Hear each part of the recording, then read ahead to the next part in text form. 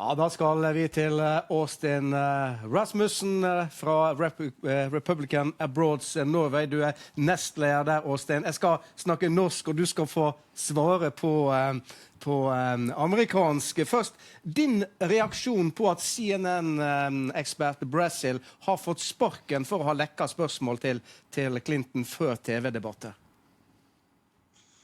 Well, I think that when it comes to this woman, there was an obvious, clear sign of conflict of interest that she was working there in the first place. We shouldn't forget that she is the acting leader of the Democratic Party today.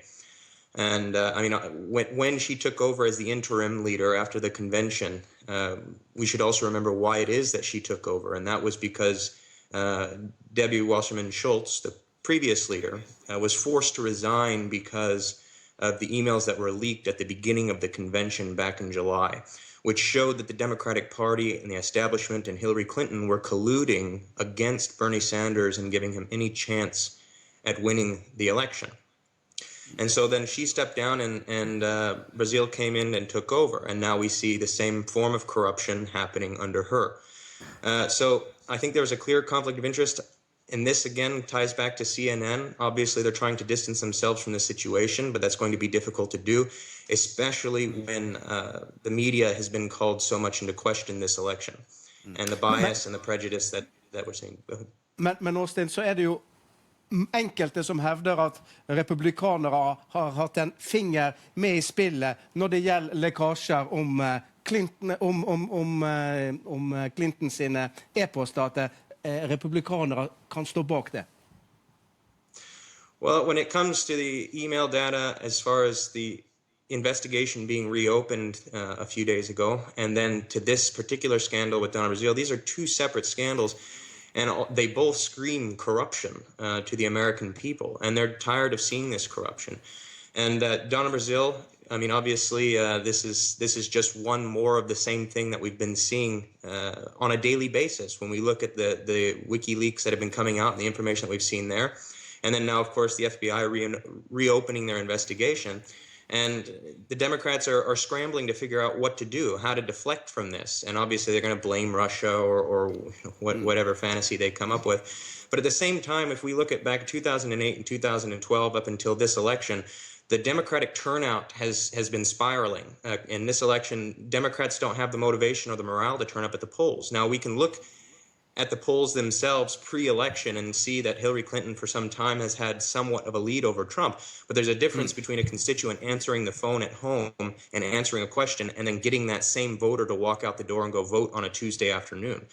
While on the other side, for Republicans, turnout has been breaking the records on all fronts. Whether we look at the primary elections, whether we look at the turnout at Trump's rallies, Republicans are motivated. And then when you see this particular case with Donna Brazile, and you see this corruption that's happening, where she's feeding the questions to Hillary Clinton, colluding against Bernie Sanders, that's only going to further decrease the motivation amongst Democrats, and it's only going to increase the perception amongst Republicans that there is a strong bias within the media, and that bias is only going to further anger and motivate Republicans to turn out to vote on election day. Please stay with us, Mr. Rasmussen. Jeg har med meg I studio også USA-kjenner finansmann Torstein Selvik. Du har daglig kontakt med finansmiljøet I USA. Og der også det en del som synes at det noe som skurrer her. Ja, det to ting man ikke skal se for tett på heter det I ordtaket. Det hvordan man lager pølser og hvordan man lager politikk. Så det klart at ingen av de to leirene spesielt søndagsskoleaktige. Det ville være overraskende hvis det var tilfellet. Men det man lurer på 11 dager før valget. Var det bare tilfeldig? Var det bare tilfeldig? Ja, kanskje det var bare tilfeldig. Men det nok til at folk begynner å stille noen spørsmål. Hvordan kunne dette skje? Og det klart at hvis du skal tolke Carl Bernstein og andre tunge analytikere som ser på dette, så vil de si at de ville aldri kommet frem med det dersom det ikke var et eller annet. Men hva dette et eller annet? Vanskelig å vite. Ja, Hilmar, FBI-sjef Comey hadde vel ikke gått ut med dette etter all pes han fikk I sommer, hvis det ikke ligger noe her? Jan, vi vet det ikke, men som Torstein sier, mange tror at han hadde ikke gjort det, hvis ikke han hadde kommet over noe med sprengkraft. Men generelt så vil jeg si at FBI, de ligger inn under Justisdepartementet, som igjen ligger inn under presidenten. Så det beste nok nå at bare FBI får gjennomføre denne etterforskningen sin, at justis holder seg ute, presidenten holder seg vekke, for å øke litt tilliten igjen til systemet, integriteten til systemet. Det er jo slik at Wall Street-miljøet, som jeg kjenner ganske godt, består av en rekke selskaper. Og det er ikke sant at de bare er på Hillary Clinton sin side. Mange av de er også replikanere. Det varierer. Men det er klart det er en analytisk kompetanse i de miljøene som undres litt nå over at dette helt utrolig kunne skje. Man har jo snakket om at det eneste som kunne snu trenden var en stor, svart skandale, eller svart svane. Det har vi fått. Tilbake til deg, Austin Rasmussen. Ingen tvil om at det har skjedd et skifte i momentum. Hvordan vurderer du Trump sine sjanser til å bli president nå? Absolutely.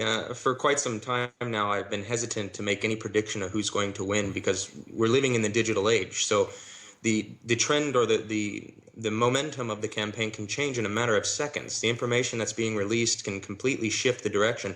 Even now, I'm hesitant to say whether or not Trump will win. But my first reaction when I saw the news break about Donna Brazile, and then, of course, when I saw the news break about the FBI reopening the investigation, which is huge, my first impression there was, okay, the election is over, Trump has it in the bag. But again, we're living in the digital age. As we saw with the recordings on Trump, that was a planned release. That was something the Democrat Party had put in motion for some time. So we don't have any idea what other damaging information the Democrat Party might have against Trump. But today, with the corruption as far as the FBI investigation goes, the corruption as far as the Democrat establishment goes, all of these things breaking seemingly on a daily basis, I'm inclined to say that Trump has more than just a chance. I'm inclined to say that Trump, don't be surprised if he does become the next president of the United States. Men Austin, hva med det republikanske partiet? Uansett om Trump skulle vinne eller ikke, partiet i ferd med å gå i oppløsning?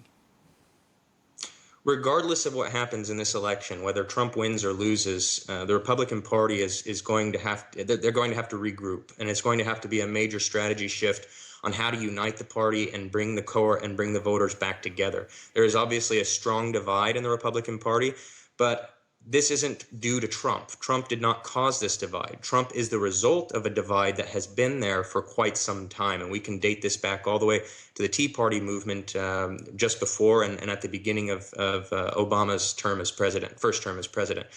So he didn't cause this divide. There's obviously, whether he wins or loses, we're going to have to regroup and we're going to have to figure out how to resolve these issues. But I won't be surprised to see if the Republican Party, as we've seen with the Tea Party and how they've affected change in many elections all over the country, if the Republican Party doesn't get some form of new leadership and a new direction. Thank you very much for joining us this evening, Austin Rasmussen.